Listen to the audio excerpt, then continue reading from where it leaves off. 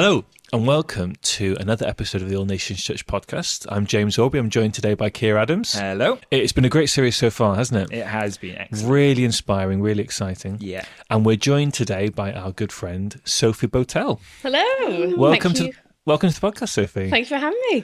It's great to have you with us. Now, before we get on to your hero, who we're actually going to devote not one but two episodes to, Sophie, would you tell us just a little bit about yourself? What's your name? Where did you come from? As Cilla Black used to say on Blind Date. I'm Sophie Bowtell, married to Jack, if you know him. He's wonderful. I'm from Swansea. Woo! That's a shout out because all of us have Swansea connections. We so do. We're quite big fans of Swansea. We love Swansea. Yeah. We all miss the beach as well, I think. Oh, yeah. Definitely. It's the secret Swansea. But yes, I moved to Cardiff when I was 19, I think, to do our Wisham Academy, which was hosted by All Nations Church here, who I'm still a part of. Wonderful. And then I studied at the Royal Welsh College Music and Drama, singing. And that's not what I'm doing now, but that's totally fine. Fantastic. So that's Do you still sing occasionally? Is that right? Yeah, occasionally. yeah. Great. Yeah. So that's over 10 years ago now, isn't it? Yeah. Wow. Yeah. I mean, Sophie and I have known each other for so long that there are actually really embarrassing pictures of her as a child at my wedding. So, but we won't bring those out today. So, Sophie, we've said already that we're going to devote two episodes to your hero, and would you like to tell us who that is?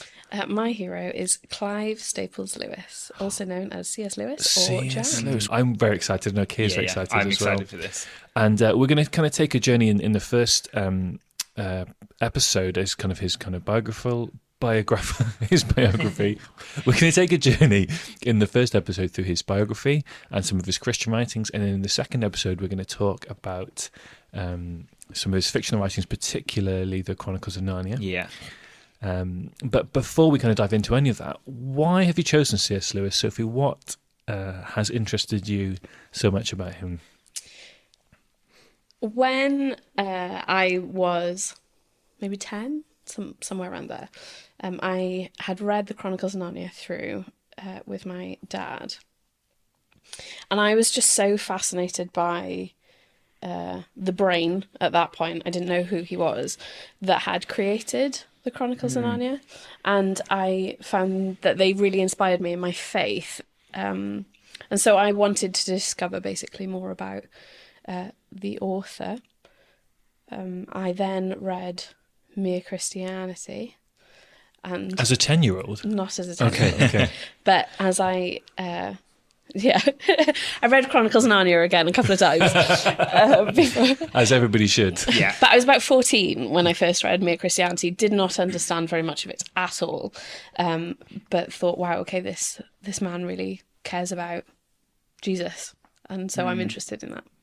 I want to discover more about him. Yeah. Okay. And do you think you've read most of what he's written, or all of what he's written? Oh my goodness, definitely not. Okay. I've read a fair amount. Okay. But it's things like he has a trilogy of fiction books that are like sci-fi. Oh yeah, I have the not. space trilogy, which Yeah. I've started and gave up on. I'm honest with you. Yeah. And lots of his work that we know, kind of, Mere Christianity or Four Loves and maybe The Way to Glory and things. They're collections of either talks, essays, or general thoughts like poems, letters. So it's not many of his works are him just sitting down at his desk, going, I'm going to embark on this thing. So That's true, actually. Yeah. maybe lots of separate things. Yeah. But yeah, I've read a fair amount of. Yeah. So he's obviously C.S. Lewis is probably a familiar name to a lot of people, primarily because you've already referenced Narnia. Yeah. But of course, he has written extensively across different, if you want to say, genres. So obviously he is well known for his fiction stuff, but you've already referenced Mere Christianity, which is interesting because he's actually he had a big impact on the nation as well, didn't he? So could you tell us a little bit about perhaps his context for him as a person as well? Yeah. So it's really interesting you bring that up though, because what we what most people know him for today is the Chronicles of Narnia. Yeah. However, that wasn't the case in his lifetime, because the Chronicles of Narnia were written well into his career, and particularly after Mere Christianity, which was a series of talks that he delivered.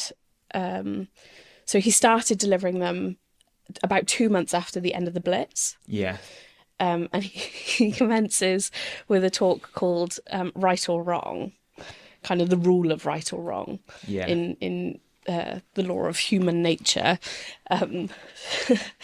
Basically saying, we can't blame the Nazis unless we understand it's inbuilt into all of us that there's a right and wrong. Yeah. Otherwise, we couldn't blame them for what they did. Yeah. More than the colour of their hair is what he says. Yeah. But he became so famous with these talks that were on the BBC that he was the most well-known voice in Britain after Winston Churchill. Wow. Amazing. Yeah. So he really was known for somebody who was there to boost morale, as well as introduce people to Jesus. Yeah. He arguably changed the way that the country was feeling. At a time of being completely crippled and on their knees. Yeah. He gave people hope again. Yeah. In Mere Christianity particularly. Yeah. And I think after that point, people then had developed a kind of trust. For him. Yeah. That they didn't necessarily have before on a wider scale. Yeah. And so more and more people were interested in what he had to say in other areas. Yeah. Yeah. So C.S. Lewis is kind of his big influences in his writings. Yeah. And he's unique, I think, in the heroes that we've talked about in this series, because he became a Christian quite late in life, comparatively. He's in his 30s when he converts to Christianity. So perhaps, Sophie, we could just sketch out a little bit of his early biography to give our listeners a bit of perspective as to who he is and where he came from. So Lewis was born in November of 1898 in Belfast, in what is now known as Northern Ireland. Wasn't at the time. Can you tell us a little bit about his family and his upbringing? Yeah, he was born to a mother of Irish descent and a father of Welsh descent.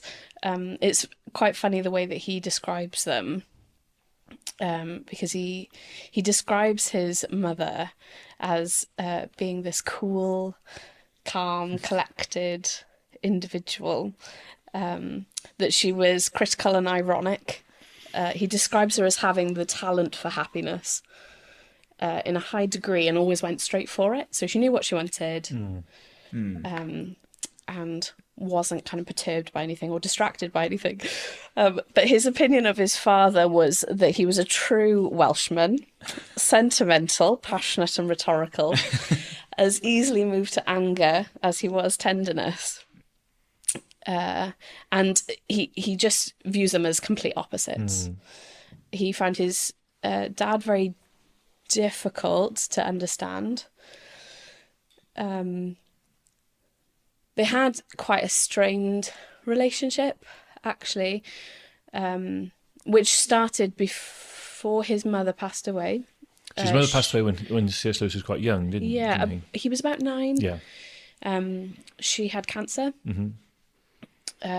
Passed away when he was 9, and that really kind of exacerbated his relationship with his poor relationship with his dad. Yeah. And by that time, C.S. Lewis had changed his own name, hadn't he? He had. When he was about 4, I think, maybe 5, their family dog passed away, and out of honour to their family dog, he decided he was thereby going to be known as Jaxie. After the dog. After the dog. Thankfully, it wasn't Rex. Yeah. Or Fido. Yeah. But to the point where he would only answer to Jaxie. Right, okay. I think once family cottoned on that this probably wasn't changing anytime soon, they decided to shorten it to Jack. And that stuck for the rest of his life. So his friends and family will have called him Jack. Yeah. Right, amazing. So as you said, his mother passes away. He has an older brother or younger brother? Older brother. Older brother. By 3 years, Okay. which was actually at the time quite a large age gap. But they were very close. Yep. Very close. He kind of has kind of typical kind of schooling in various disastrous private schools and things like that, doesn't he? Yeah. He ends up serving as an infantryman in the First World War in France. And then he spends really the rest of his life in kind of the two academic hubs of England, doesn't he? Yes. First in Oxford and then in Cambridge. I got that the right way around. That's right, yeah. So how did Lewis come to faith? How did he become a Christian? Well, he when he was very young, he went to, I guess, Sunday school. Mm-hmm. So he had a knowledge of Christian faith in general, but never really, I guess, bonded with it as such. When he was 13, he decided he was an atheist. Okay. But then when in Oxford, he, I guess we would call a founder. He was a founder of a group of writers called the Inklings. Ah, the famous Inklings. Yes. The mysterious Inklings. Yeah. And basically these men who he viewed as exceptionally close friends started having conversations about faith. One of them, most instrumental, would be Tolkien. J.R. Tolkien. Yes. So the kind of author of Lord of the Rings was also an academic at Oxford at the time? Yes. Okay. One of his peers. Now, Tolkien was a Catholic, devoted Catholic. And that's not how Lewis would have ended up describing himself. No. But Tolkien was certainly instrumental in Lewis's journey to faith. It was basically a series of conversations. In 1929, it's sort of the first time he acknowledges that God exists. Okay. Yeah. He, I think it's described as he admits. He can no longer refute the idea of God. He admits there must be a God. Yeah. And then it's a journey of the next couple of years to him recognizing Jesus as the Son of God. Okay. And his saviour. Now, I think it's worth pausing at this moment, actually, because I think it's really quite exciting and inspirational for us to recognise that, number one, people come to faith as adults. Yeah, yeah.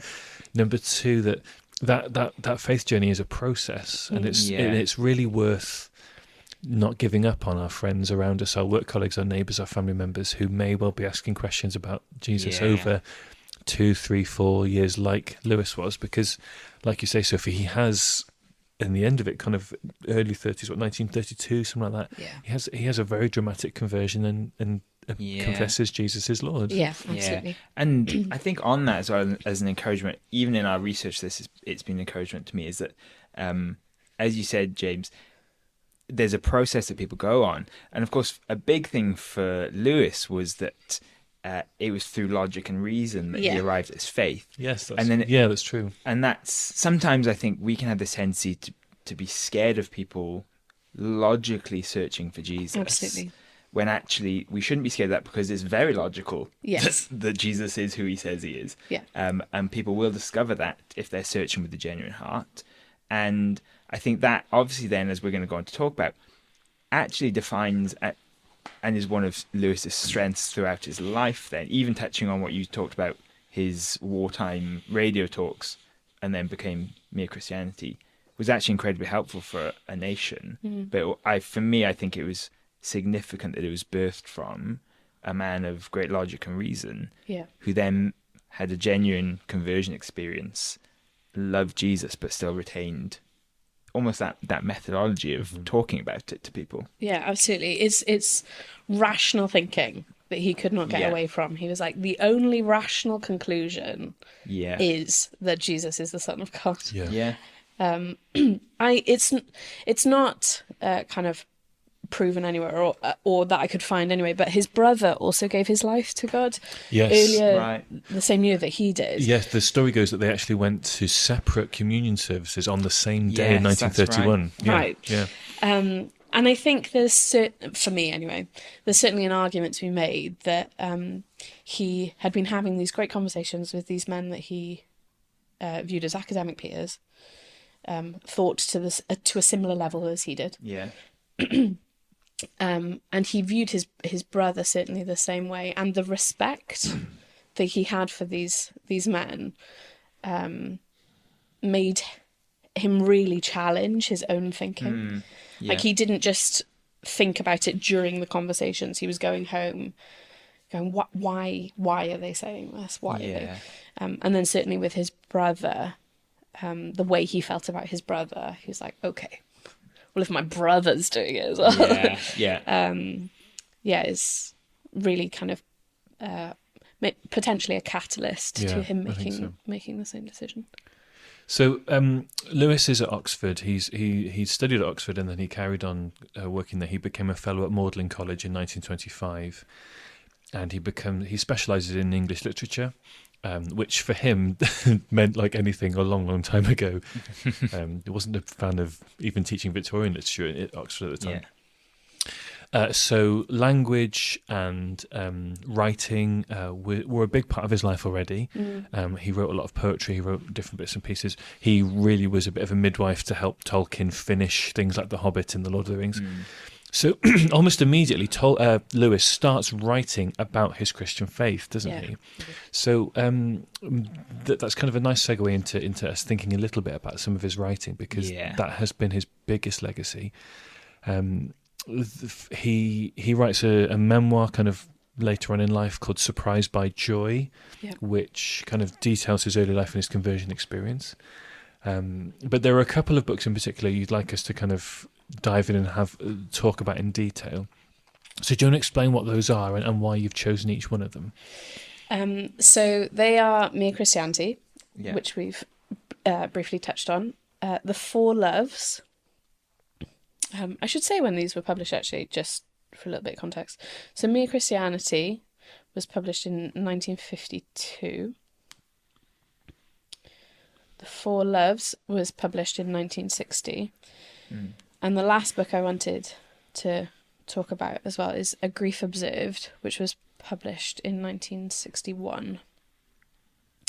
And part of the reason why I wanted to look at them is because we don't have to go into it in great depth, but in 1956 he married a lady called Joy Davidman. It was a strange marriage of sorts at the time. He was basically marrying her so that she could have a green card. Yeah, she was American, wasn't she? Needed to stay in the UK. Yeah. With her two sons. And then she became ill, not actually that long after, and suddenly faced with the prospect of losing her, he realised he was in fact in love with her, and looked after her two boys when she passed away and things. But these three books are over a sort of 15-ish year period. Mere Christianity was before Joy, before he knew her.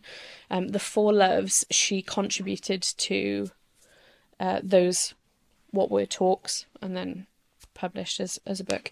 And then A Grief Observed is after she's passed away.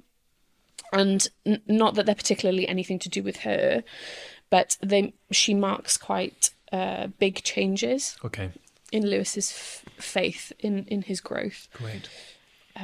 Okay, well, let's dive into Mere Christianity first. So as you've mentioned already, Mere Christianity kind of begins as a series of talks that C.S. Lewis gives for the BBC kind of in the 1940s when the Second World War is taking place, alongside another book of his called The Screwtape Letters, which is a series of imagined letters between a senior and junior demon about how to distract Christians. These two books, The Screwtape Letters and Mere Christianity, are really the books that kind of make C.S. Lewis's name as a Christian apologist, particularly in the United States after the war. He appears on the cover of Time magazine and things like that. So they're a really big deal, and Yeah. Mere Christianity really still stands up to scrutiny today. So perhaps we can start with the title. What does he mean by mere Christianity? As far as I'm aware, it's he gave it that title because he's attempting to distill the most simple aspects of the Christian faith, which he believes all Christians must agree on in order to call themselves a Christian. So he's attacking kind of foundational level beliefs of a Christian. So where does he begin? What's the first part of the book about? So we can break the book down into 4 sections, really. So the first section is about the existence of God. He's embarking on proving the existence of God. So, really easy, light. Yeah, fluffy listening and reading. Yeah. But the very, very beginning is the rule of right and wrong. Okay. And he argues that every man knows what sin is and isn't. Inherently. Yes. Yeah. They just need to understand that that's the name it needs to be given. Right, yeah. That it is in fact sin. Yeah. And that belongs to God to decide what to do with. Yeah. And then in the second part of the book, he kind of defends the Christian view of God a little bit, doesn't he? So where does that lead us? What does he do? Yeah, the defense of Christian theology. So it's I know other people have made it, but if we just say Lewis's trilemma. Yeah. So it's known as either liar, lunatic, or Lord. Yeah.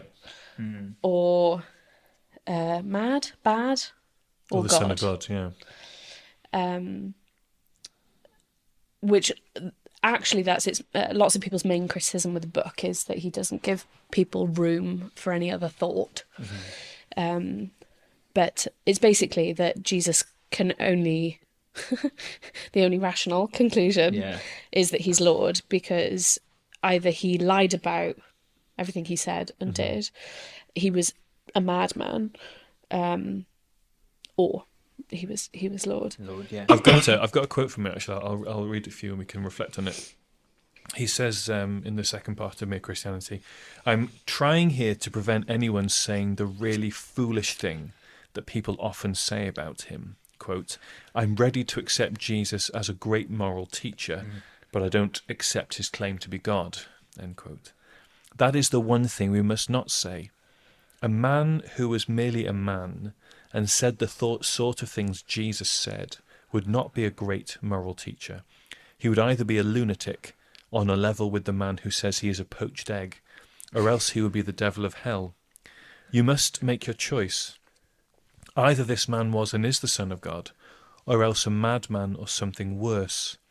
You can shut him up for a fool, you can spit at him and kill him as a demon, or you can fall at his feet and call him Lord and God.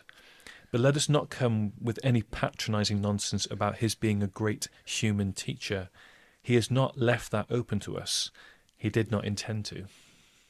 It's very, very kind of stark descriptions there, isn't it? Yeah, and just the way that he is talking, he's talking to the average man on the street. He's not trying to pitch it at academics at all. He like saying he would either be a lunatic on the level with the man who says he's a poached egg. Everyone can understand what he's talking about there. He was really aware that ordinary people didn't view Jesus as the Son of God, but they were happy to acknowledge that he existed and taught us a lot about how to be a good person. But he really wanted to overcome this argument in a way that the average man could understand. And in the third section of the book, he goes on to reflect on kind of Christian ethics, which I think the most interesting part of it is not actually what he says about the cardinal theological virtues. I think the most interesting part of it is that he has a chapter called, is it The Great Sin or The Greatest Sin, something like that, where he really kind of hammers in on the fact that all sin and all human kind of failure is as a result of pride. Yeah. And I think that's quite a strong and telling argument, actually. Yeah, absolutely. And then in the fourth section of the book, he talks very confidently about God. He talks about the Trinity. He has some really fascinating things to say about like the purpose of the church and about Christians. He says every Christian is to become a little Christ. The whole purpose of becoming a Christian is simply nothing else, which he could have come and taught on our In Christ series, couldn't he? And he says this about the church. The church exists for nothing else but to draw men into Christ, to make them little Christs. If they're not doing that, all the cathedrals, clergy, missions, sermons, even the Bible itself, are simply a waste of time. God became man for no other purpose. And what I find fascinating about this is that he's saying this on the BBC during the war effort. His quote mere Christianity is very broad, actually. Absolutely. He's really happy to defend, if you like, God having a great purpose for mankind in his church. Yeah, absolutely. Yeah. He takes people on this journey of, okay, let me give you information about God. He's real. He can change your life. This is why you should believe in him and what he's done. This is how it affects you in Christian ethics. And then it kind of concluding in, now this is how we apply it as the people of God. Yeah. At the height of his recording, 1.5 million people were listening. Amazing. Wow. Which, whilst the war's going on, that was a pretty big deal. Yeah. It really, really changed how people were thinking about their daily lives. Yeah. And I think it's really hard for us to imagine ourselves in that position, actually. Yeah. But these were either 10 minutes or 15 minutes worth of radio on a Monday night. That was it. Yeah. I learnt, it was really specific, actually, and really important, because the Germans would use any dead air space to pump in propaganda, basically. So everything was timed so perfectly that couldn't happen. Wow. And in the kind of fourth section, what we were talking about, the purpose of the church, where Lewis is talking about that, he actually only prepared 10 minutes worth of material, but was expected to deliver 15. So he had to, wow. Ad-lib. Yeah, basically. And it got to a point where he said, I'm going to have to pre-record some of these. I can't just continue to do them live because I need more. And I think what is significant, we're talking about We Could Be Heroes, and a lot of the people we've had on have been people that have had very significant spiritual encounters that have led them to, travel to another nation to do mission or make big decisions, even to martyrdom. And it can be quite easy for us to look at somebody like Lewis and say, well, he was just, he was a thinker. Yeah. He had some great ideas. He was a apologist. Is that right? It is now. An apologist. Apologetist? I don't know. I don't know. He was an apologist, this person. I've always said apologist. But actually, when you look at just as you were saying, Soph, you realise that the plans of God are perfect. Yeah. And he raises up somebody who has a national platform in a time when not just the UK, but the world is in need. Yeah. When the world are saying, we can't see what the future could look like. We don't know where our security lies. And there steps in a man that God has raised up with a voice to say, I can show you the way. Yeah. And I think even just in light of what we're talking about in this podcast, it's incredible to recognise that, yes, maybe he wasn't martyred for his faith, or he didn't travel off to India or travel off to Hong Kong. But God used him mightily in this nation. Yeah. The effects of which we're still seeing now. And let's compare him with a kind of a direct contemporary who we've already talked about in this series.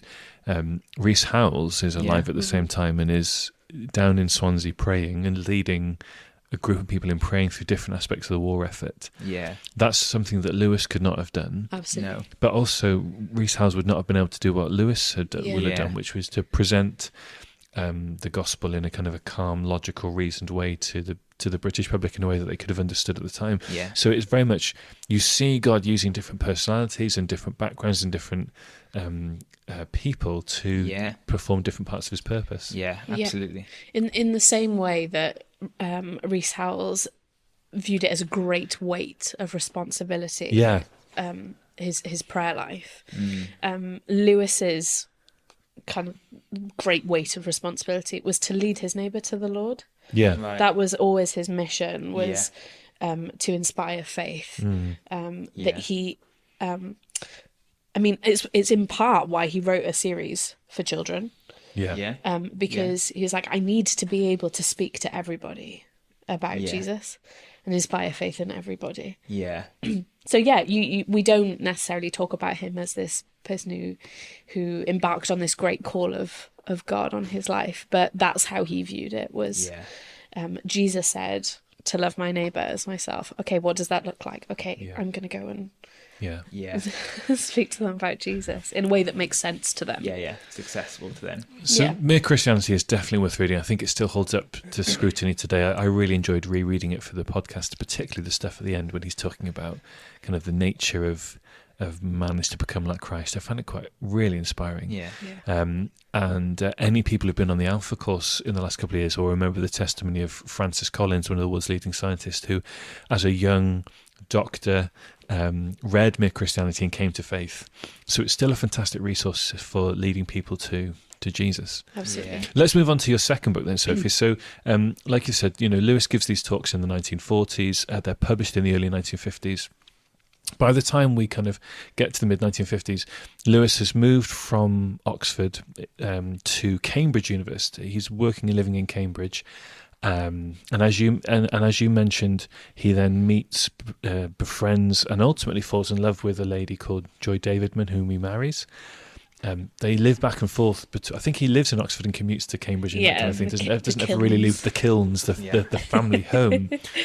As you mentioned, his wife was an influence on the kind of things that he wrote. So he moves away from writing kind of apologetic, kind of defensive Christianity and much more explorations of the Christian faith, things like Reflections on the Psalms and the book you want to talk about next, which is called The Four Loves.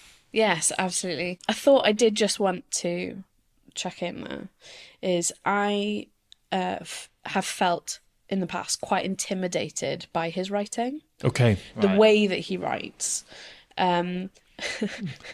Even after I'd read Mere Christianity a couple of times, I still read it exceptionally slowly because I was like, one sentence, okay, what does this mean? It really, really takes time. A way that I have found has helped me is by listening to audiobooks. Yeah, very good. People who are very clearly skilled at understanding someone's phrasing. But also, there's a great YouTube channel called C.S. Lewis Doodles. C.S. Lewis Doodles. Yes, all one word. That's going in the show notes. Yeah, oh yeah. And basically, somebody has animated doodles to audiobooks, or Mere Christianity and the Four Loves talks, which is the only remaining audio that we have of Lewis. But it's very helpful because to see it visually, it makes much more sense to me personally. I find it ordered. Okay. Sometimes it can be hard to follow his train of thought because his brain moves so fast. Yeah. But being able to see it kind of broken down into images is quite helpful as well. It's almost another way to receive what he's saying. Yes. For visual learners. Yeah. So if you've always thought, I've heard great things, I've tried and not been successful with his writing, these things might help you if you still want to try and delve into some of his works. Yeah. Which I was always. Maybe we should do like Doodles of the All Nations Church podcast. Could be our next venture. Absolutely. But yes, I wanted to look at the Four Loves. When I did Worship Academy, I wrote an essay for your dad, actually, James. My Doctrine of God essay was on the life and writings of the love of God shown through the life and writings of C.S. Lewis. Wow. Upon rereading it, I mainly focused on the Four Loves and the Chronicles of Narnia. So I think it's quite a stretch to say the life and writings of C.S. Lewis. But this book particularly has made quite a difference for me in the way that I view my faith. I read Mere Christianity and I could really accept what Lewis was saying, in the sense that I understood the arguments for Christianity, and I felt it was much more kind of informative of things that I already believed, kind of expanded upon those things. Whereas the Four Loves, I really hadn't viewed love like it before I read it. Yeah. So he breaks love down into 4 different types. Yeah. As the title suggests. Yeah. It's not like the Three Musketeers where there's actually 4 Yeah. musketeers. So the first is storge,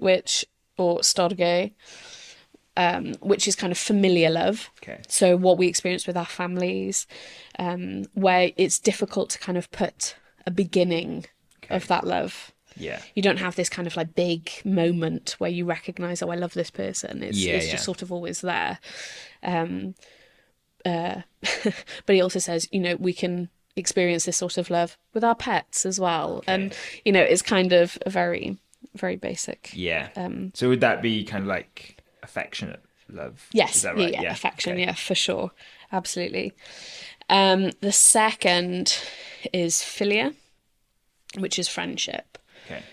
Which was the one that made kind of the biggest impact on me at the time. Okay. The third is eros, which is between man and wife. Yeah. The different levels of that. It's not, just physical intimacy, but it's about what the covenant of marriage brings to people. And then the last is agape, which is God's unconditional love towards us, and how that affects the way that we interact with each other. Yeah. But yeah, as I said, philia or friendship was the one that kind of made the biggest impact on me. Yeah. Very early in that section, he talks about how 90% of people would finish their life saying that they had never experienced it. Right. But the 10% who would feel very, very passionately about it and its value in their life, in line with the other types of love that we experience. Yeah. Yeah. It's harder to talk about than affection or eros, because with those things you'd find a prepared audience. So on a Sunday morning, if James was preaching on one of those, like the whole room would be like, yes, I can relate to something you're talking about here.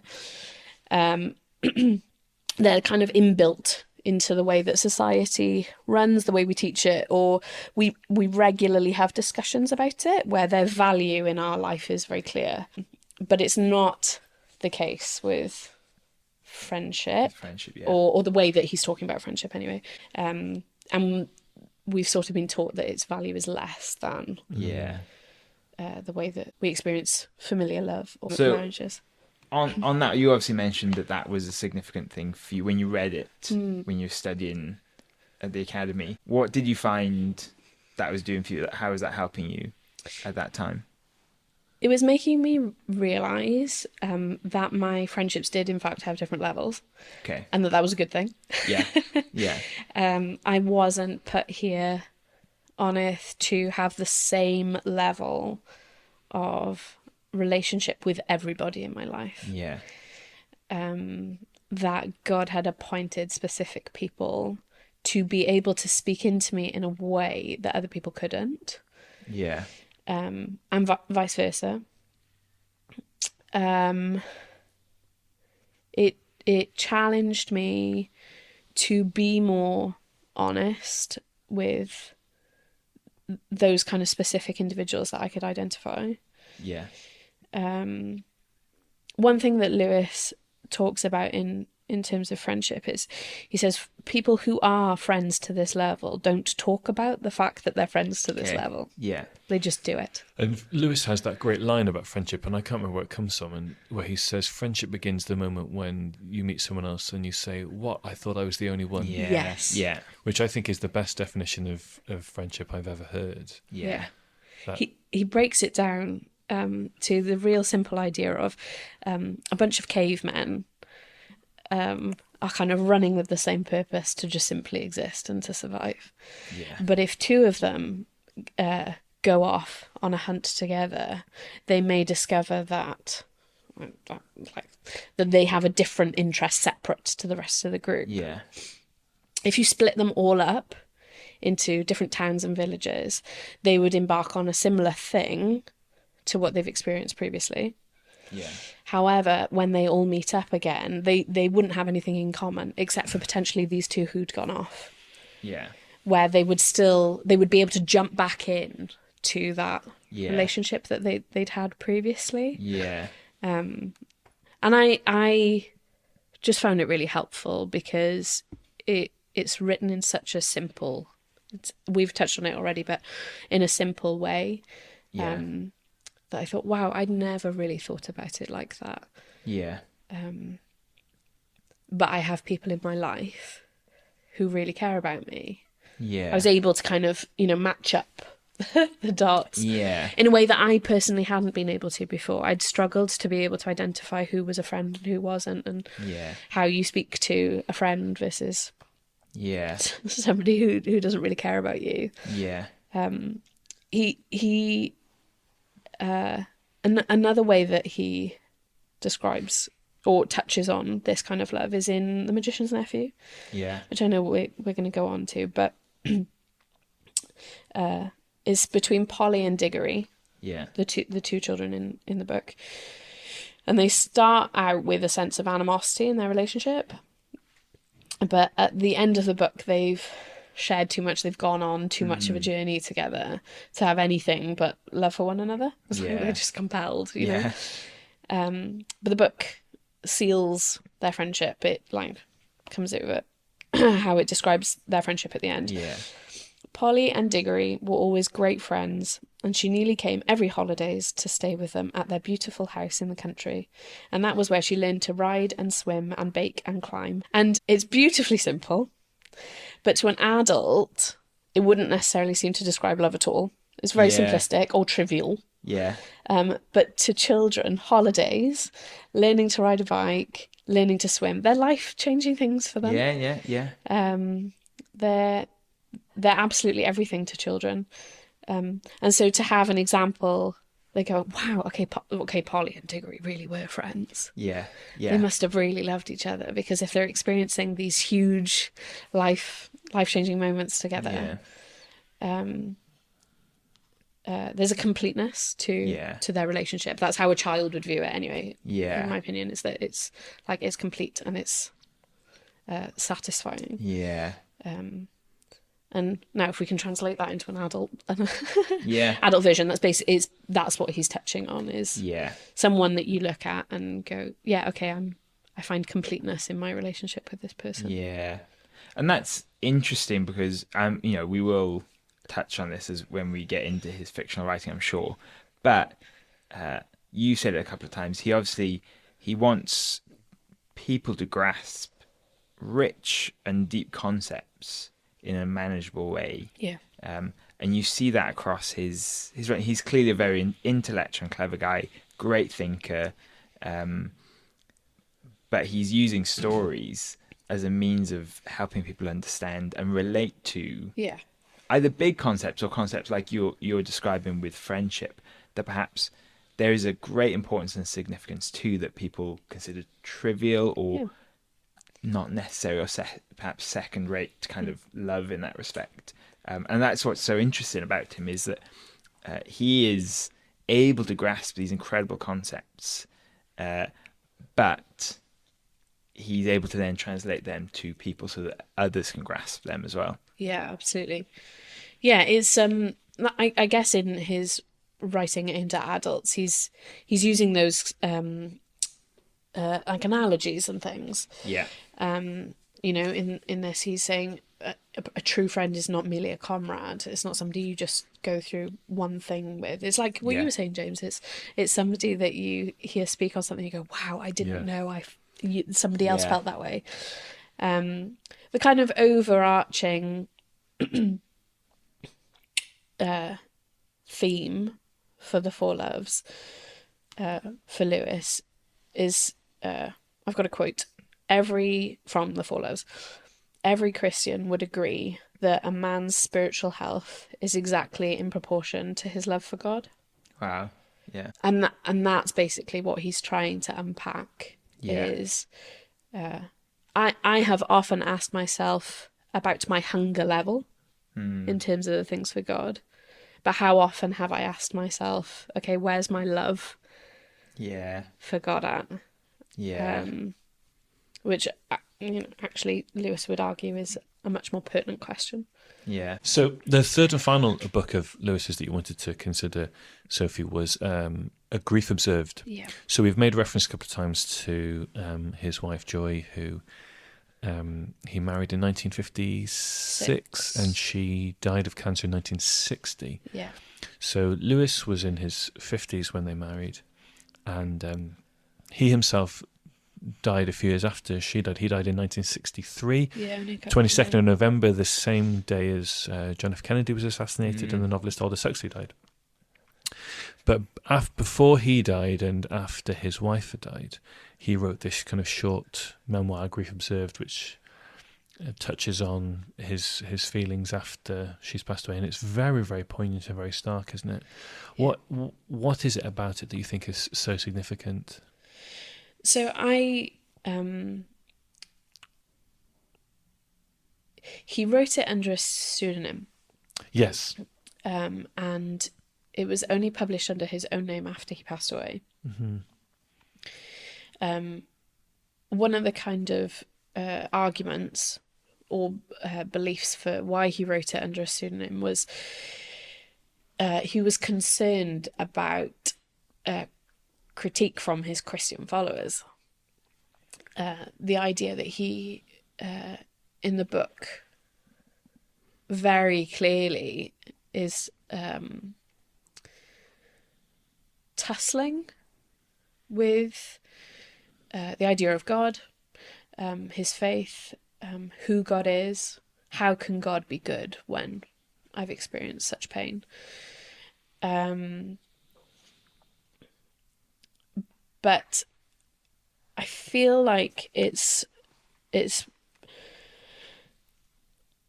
really poignant in terms of his faith, because he's still talking to God as he's experiencing it.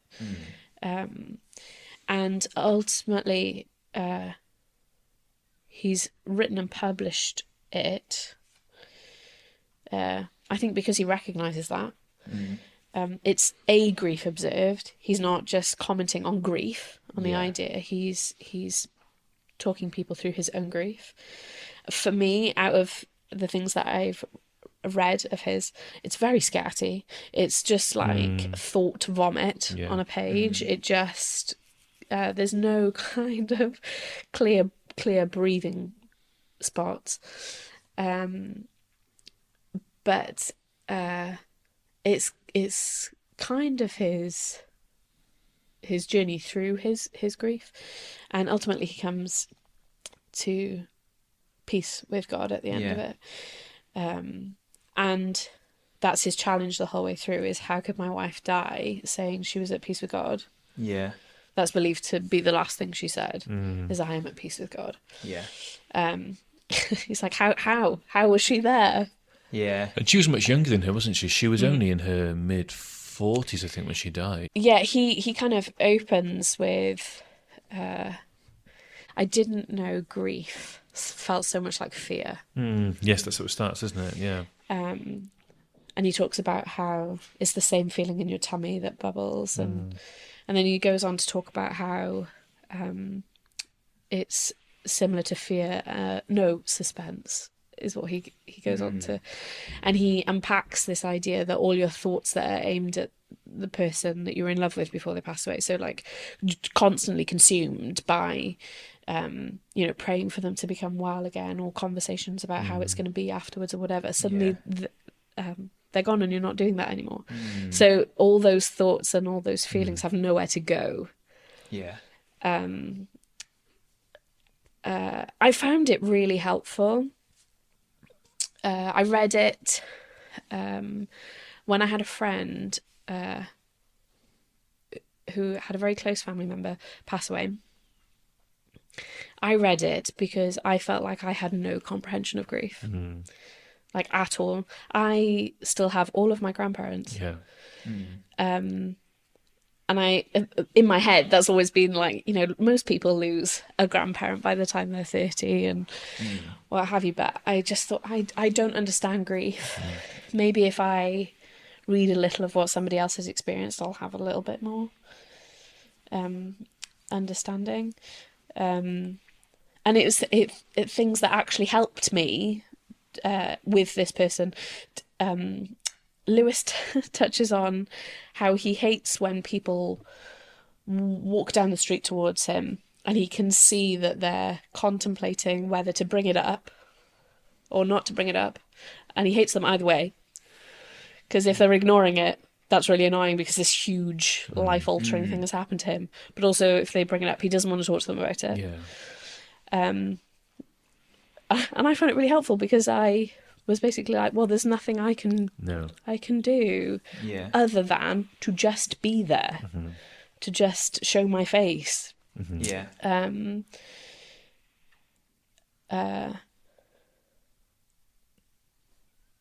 But yeah, I really appreciate that even in his own kind of personal darkest moments, he's still talking to God about it. Yeah. And really challenging what he thinks. He touches, well, just to point out, people did not know it was him at the time when this was published. It feels funny because it's so obviously him, the way that things talked about. But he touches on the fact that his mum died from cancer, his dad died from cancer, his wife died from cancer. How could a good God allow that to happen? It's just real. He's very, very vulnerable, I think, in publishing it.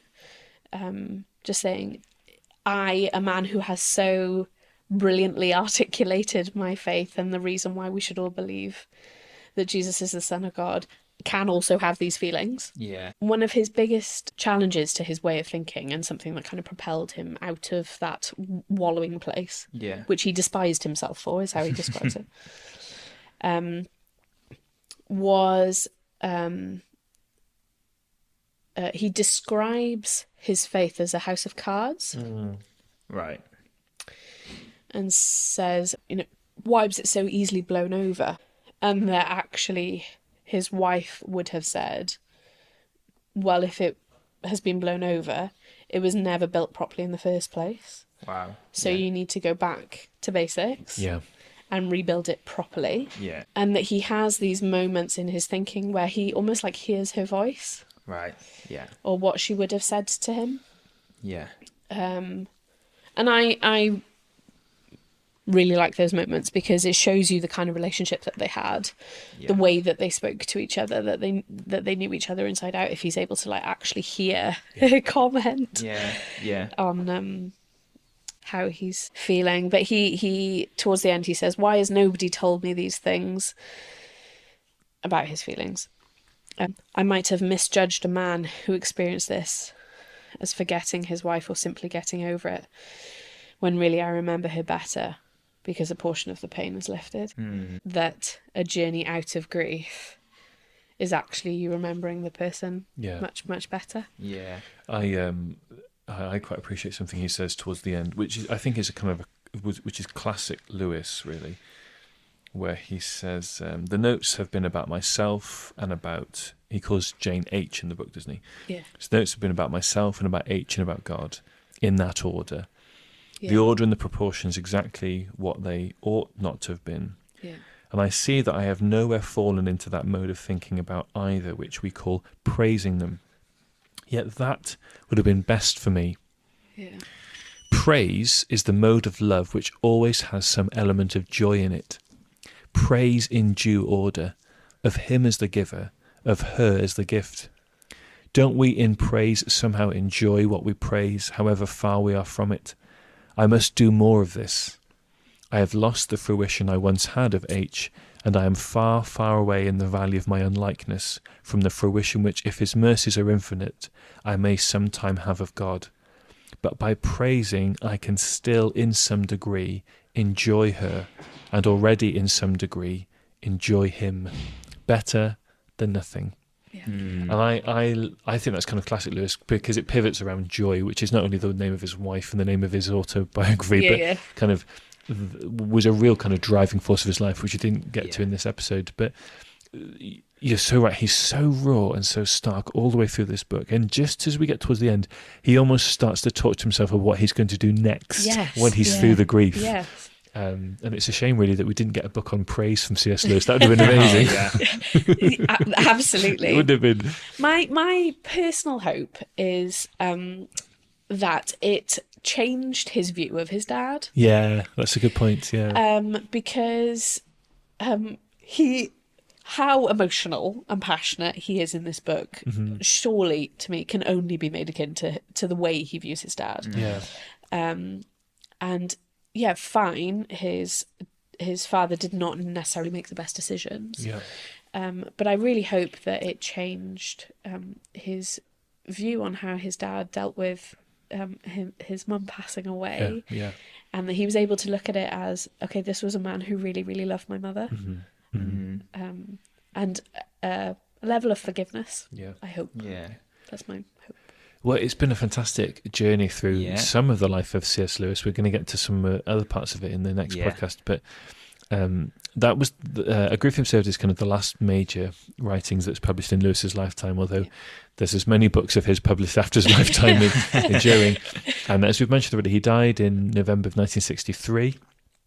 And he had a fantastic legacy in terms of his apologetic writing that we've talked about, and his devotional writing, which we've only just really scratched the surface of.